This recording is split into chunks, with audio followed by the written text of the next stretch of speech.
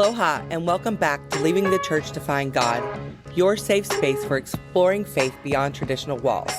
I'm your host, Melissa, and whether you grew up in the evangelical church like I did, or any other system while seeking answers, you're in the right place.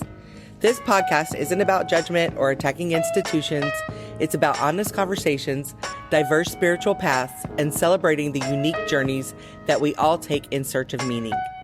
We've all experienced indoctrination in some form, and here we explore how it shapes our understanding of ourselves and the divine. Each week, we'll dive into thought-provoking topics, share inspiring stories from guests and listeners like you, and offer tools and insights for navigating your own deconstruction journey. Remember, leaving the church doesn't mean leaving your faith. It's about finding your own authentic connection to something greater. So buckle up, embrace the open dialogue, and join me as we explore what it means to move beyond confines and discover the deeper personal connection to the divine that exists within us all. Aloha, everyone. Welcome back to the God Pod. I am so happy to have you here today. I am going to talk about something that is really important. Aloha, everybody. Welcome back. I'm so happy to be here with you today. This is going to be kind of a last minute episode. I was planning to do something different for this week, but yesterday I had an experience that was really powerful and I wanted to share it with you here today. It just felt like the natural way to go in this conversation. So I'm going to talk about regulating our nervous system, especially while we're deconstructing belief systems and building new neural pathways. It's an essential aspect of personal growth and transformation. And so here we go. Let's get started. So yesterday I noticed, so the past, I don't know if you follow politics or not, I follow enough. Like I do stay involved. I don't put my head in the sand. I try to keep a balance of being involved and trusting that everything is working out as it's meant to be. But I do feel like in that, just in life in general, trusting that everything's working out as it's meant to be, also includes action. And right now, I personally feel like it's very important to actively be involved, especially now that there's so much hope. And this hope has really had me hope scrolling, they call it, on Threads, which if you haven't done it, highly recommend. Way better than doom scrolling. But I've also been on the news more and been more witness to the vitriol and the arguing and the back and forth. And that has had me feeling dysregulated. So I noticed yesterday, it was kind of building and I was putting Band-Aids on it by stopping and doing a meditation here and there, which, we do. But it's never really truly the answer. And yesterday I got to, not meditation, but putting Band-Aids on things, let me be clear. But yesterday I got to a point where there was just really nothing left to do but commit to regulating my nervous system. I was so shut out. For me, it feels like there's a traffic jam or sometimes a car crash in my brain that trickles out into the rest of my body. So what is the nervous system? Just for a little groundwork here, the autonomic nervous system, it's a part of our peripheral nervous system, and that controls our bodily functions. It makes our heart beat, it makes our liver, it makes our kidney, without us thinking about it, right? It just happens. That nervous system has two main branches, the sympathetic nervous system, and that prepares the body for fight or flight responses, and the parasympathetic nervous system, which promotes our rest and digest functions.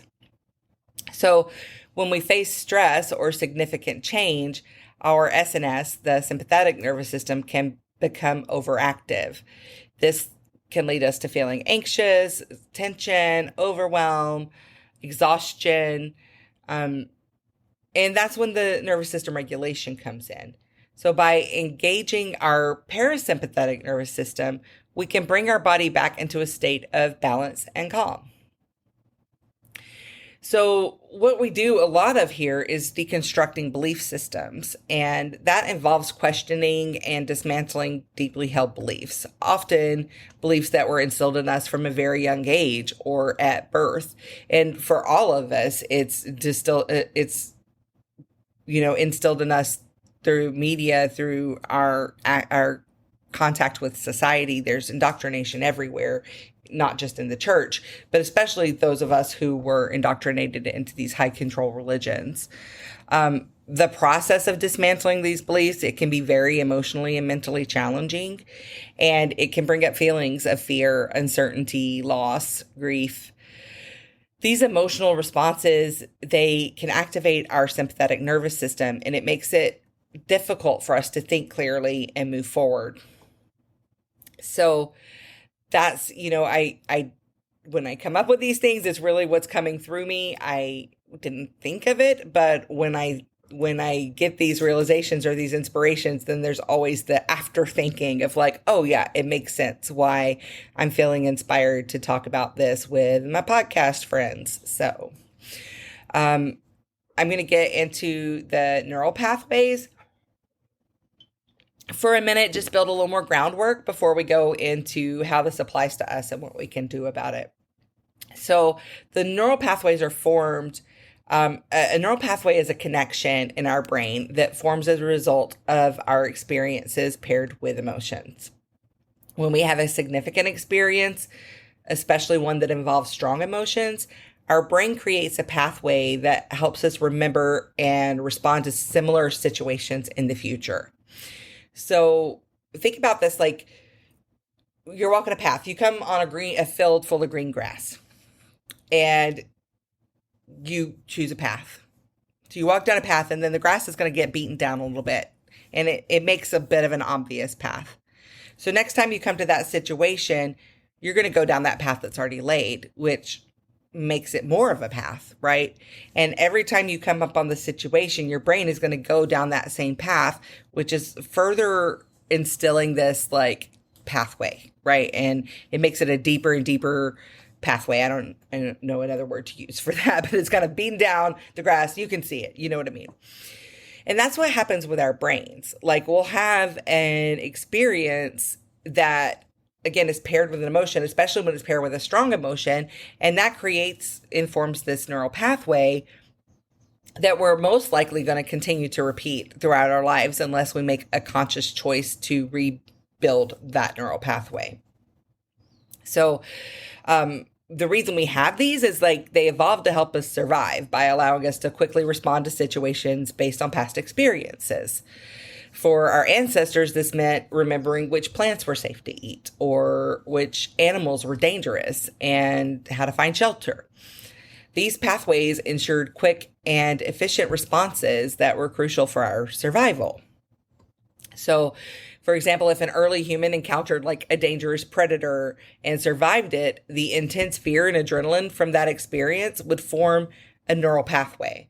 And then the next time they saw or heard something similar to that, their brain would quickly trigger a fight or flight response or freeze. Let's not forget that one, which increases the chance of survival. Not necessarily, sometimes the freeze does, but that response increases our chances of survival, right?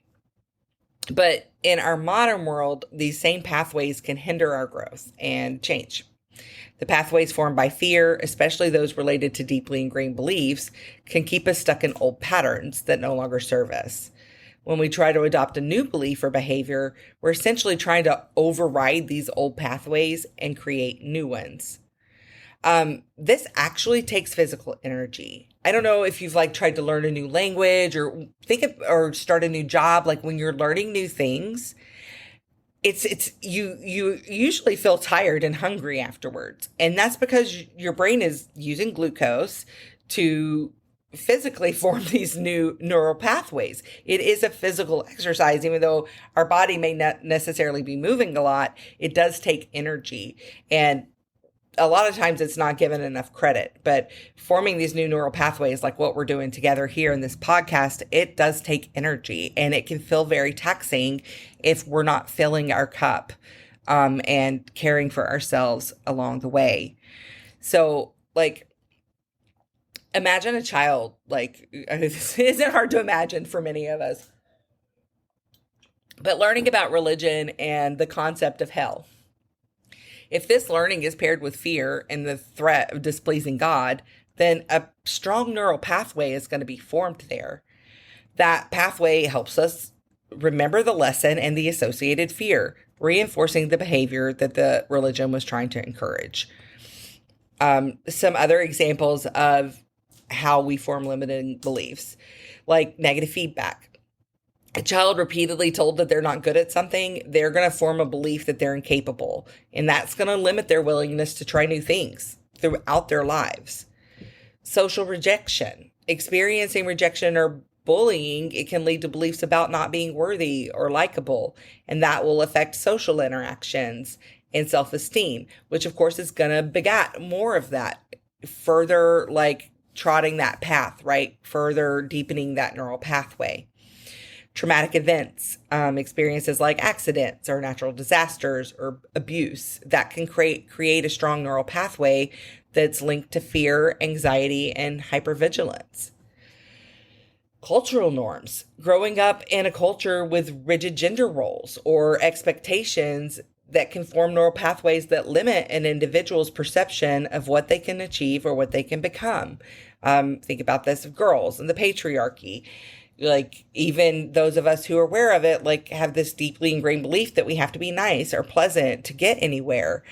That is a cultural norm, right? So with this in mind, I'm going to give you a second. I'm going to take a breath and I want you to contemplate your own experiences. How do you feel when your nervous system is dysregulated?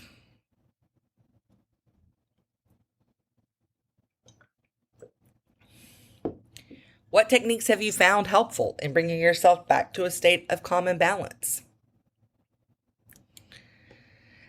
It's interesting to me to observe how toddlers and babies naturally regulate themselves. Like, they may rock back and forth or suck their thumbs or hum to themselves. These actions are their innate ways of keeping their body safe and calm. However, as we grow older, we're often criticized for these behaviors and told to stop. This criticism can cause us to lose touch with our natural self-regulation techniques.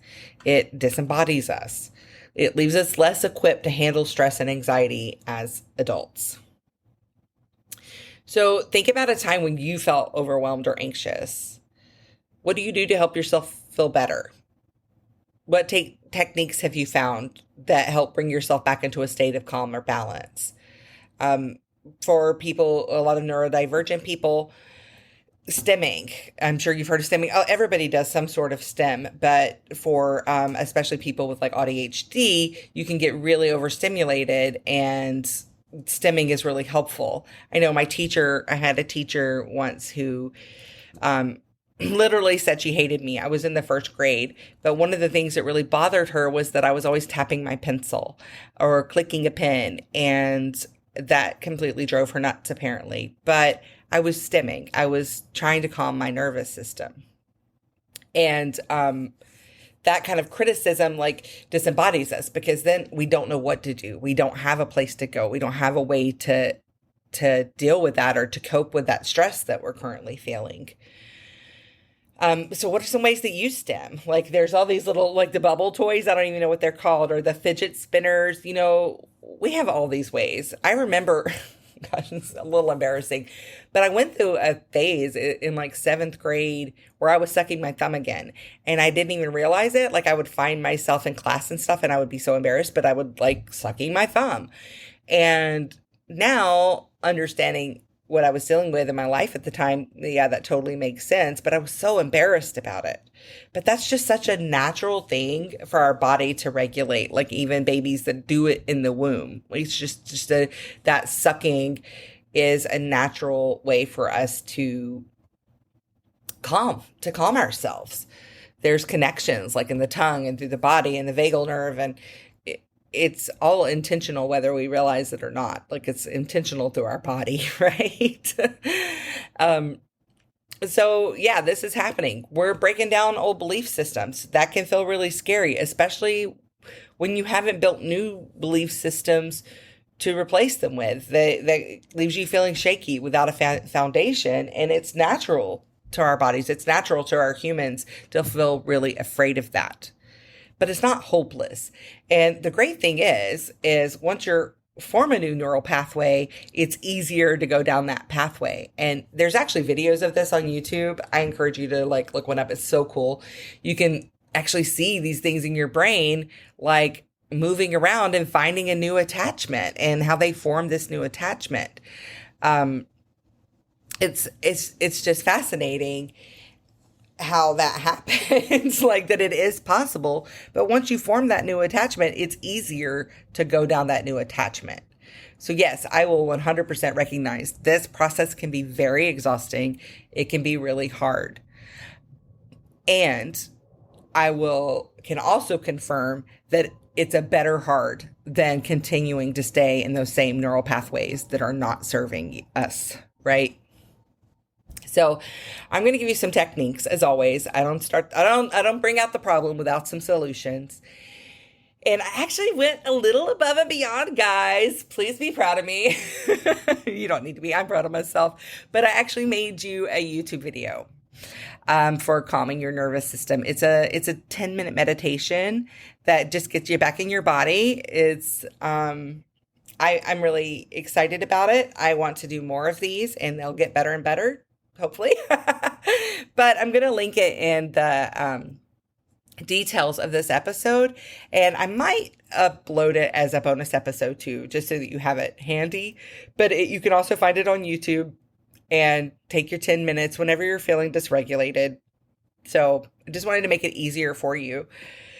But also I'm going to share with you some other exercises. So breathing exercises can be really helpful for this. You can practice deep breathing, such as like diaphragmatic breathing, which is like when you breathe in, your belly actually expands instead of contracts. That means you're breathing into your diaphragm. Y'all don't need to hear this. Most of y'all grew up in the choir. You know what breathing into your diaphragm is. Just saying. But if you don't, diaphragmatic breathing can be really helpful. There's a 4-7-8 breath technique that's really helpful, which is breathing in for 4 seconds, holding for 7 seconds, breathing out for 8 seconds, and then repeating that. Another one is the box breath, which is breathing in for 4 seconds, holding for 4 seconds, breathing out for 4 seconds, holding for 4 seconds. That's the box, right? And you just repeat that. This will activate your parasympathetic nervous system and naturally cause your body to relax. You don't have to go into your head for this. The answer is not going into your mind.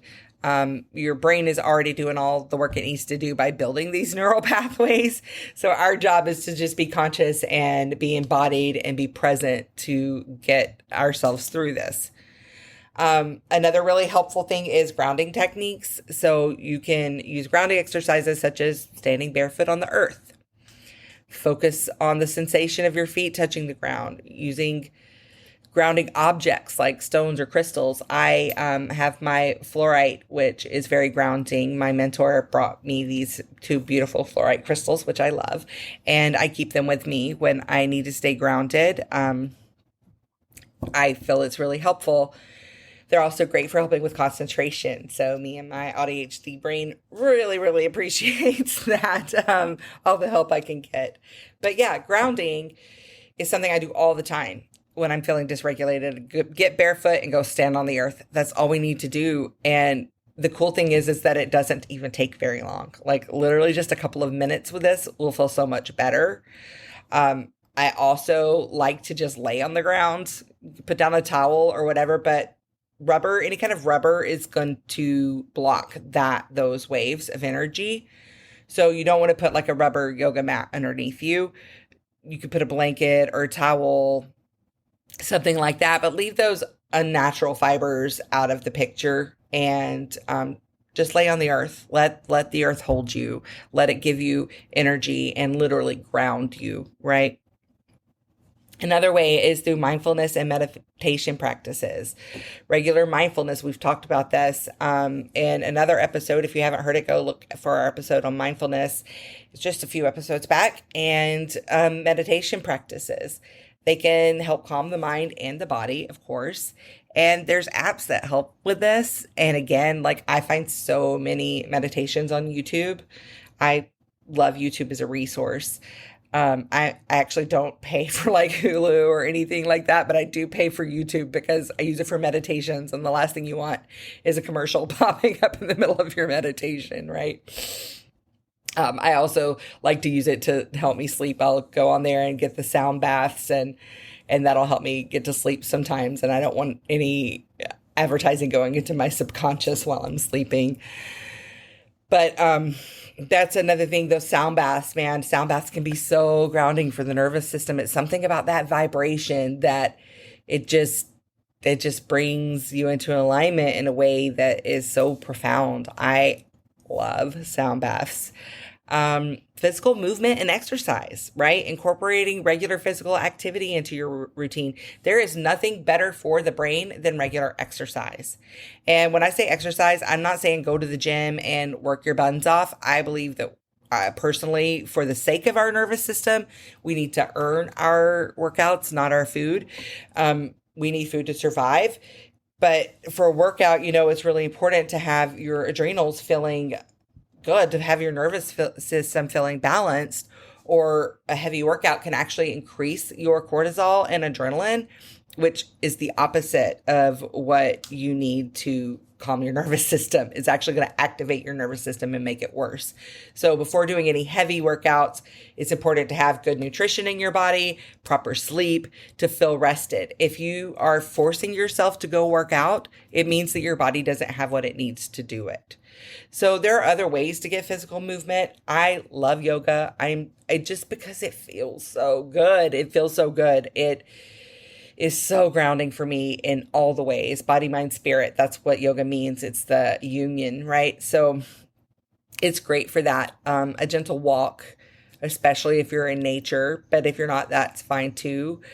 That can really help regulate the nervous system. Tai Chi is supposed to be good for that. I have not tried it yet, but I have always been interested. Even like there's these amazing somatic exercises. Maybe I'll put a link. I have this app that I use called Better.me or Better Me, but it is somatic exercises and it's really gentle. Like sometimes it's just putting your hand on your belly and one hand on your heart and swaying back and forth. It can be other movements. It's all about like getting trauma and stuff out of the nervous system.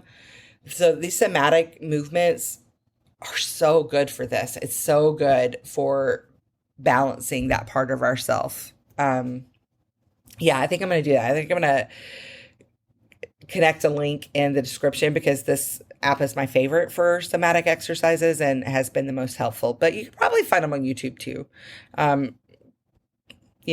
YouTube's great. I love YouTube.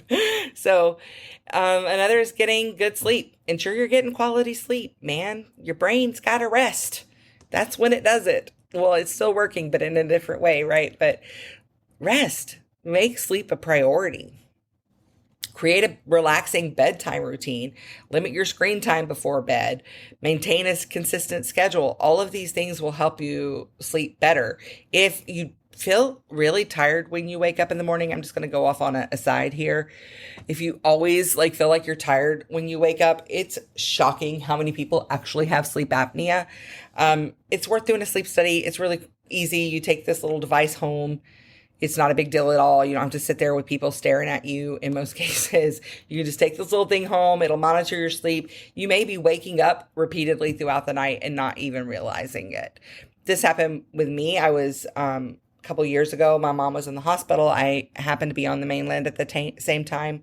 So I was staying at the hospital with her overnight, and she tells me it's funny because I was watching her, but apparently I was waking her up with sleep apnea and just waking up like gasping for air and not even realizing it. And I feel like I've done this my whole life. Like I just get really relaxed and stop breathing. I don't know what it is, but doing something about that has been life-changing. So make sure you're getting good sleep. Whatever that means for you, make sure you're getting good sleep. Nutrition and hydration. Eat a balanced diet rich in whole foods. Stay hydrated. Avoid excessive caffeine and sugar. All of those things can exacerbate anxiety. Having good, nutritious, whole foods in your body calms the nervous system because it feels safe. It knows that it's not going to starve. That's one of the best things that I've done for myself. And even it's a byproduct of it is actually been losing a lot of weight. But when I really started battling with long COVID, which for those of you who know me, it was like a very long 3-year battle. But when I really started battling with the long COVID, intuitively, I just knew that I had to give my body what it needed. And so I started eating a lot of really nutrient dense foods, a lot of raw milk, a lot of meats, foods that have like a lot of natural fats in them. And yes, I put on a lot of weight, but I also knew that it was an investment into my nervous system. And it worked. There came a point when my body became regulated, and without any effort, the weight just started coming off naturally. And now, after dieting since I've been 10 years old, I'm at a point in my life where that's just not something that would even cross my mind. I eat when my body asks for, I rest when I'm tired, and that's working for me. It's getting me in my healthiest body ever, which is just happening naturally, because being hypervigilant about our food and dieting is also a stressor, especially when our bodies are built to survive. And having that like restriction does not make you feel safe. So I'm not telling you how to eat or what to do, but in the world of nervous system, if what you're focusing on is your nervous system, is balancing your nervous system, it's important to have a healthy, nutrient-rich diet. Social connection and support. You cannot underestimate this. This doesn't mean being with people for the sake of not being alone, but connecting with supportive friends, connecting with supportive family, or even a therapist. Social support is crucial for emotional well-being and for our nervous system regulation.